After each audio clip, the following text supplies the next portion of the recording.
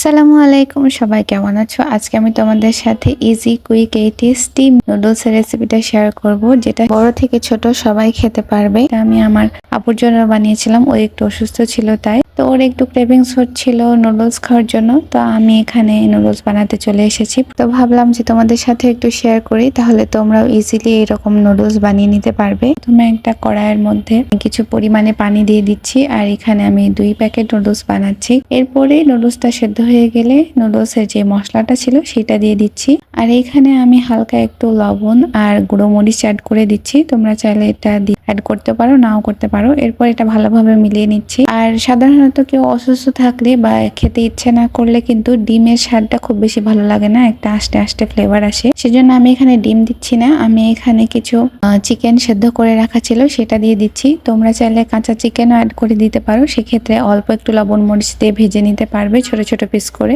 তাহলে এটা নুডলস এর মধ্যে অনেক বেশি ভালো লাগবে। অথবা যদি তোমাদের চিকেন ফ্রাইয়ের জন্য মাখানো চিকেন থাকে, তাহলে তো সেটা ইজিলি তোমরা এখানে কেটে দিয়ে দিতে পারবে। এটা নুডলস এর সাথে সাথে সেদ্ধ হয়ে যাবে, রান্না হয়ে যাবে। তো আমার কাছে একটু পানিটা কম মনে হচ্ছিল, খুব বেশি সুপি হয়েছিল না, সেজন্য আমি অল্প একটু পানি অ্যাড করে দিলাম। আর এই তো ভালোভাবে ফুটিয়ে নিচ্ছি। কিছুক্ষণের মধ্যে আমাদের healthy easy tasty simple noodles ready. এখন আমি এটা সার্ভ করে নিচ্ছি। আমার কাছে তো এটা সহজে খুব ভালোই লেগেছিল খেতে। তোমরা এভাবে ট্রাই করো আর আমাকে জানাও কেমন লেগেছে। আজকের ভিডিও ছিল এ পর্যন্তই, দেখা হচ্ছে নেক্সট ভিডিওতে। সবাই ভালো থাকো, আল্লাহ হাফিজ, টাটা।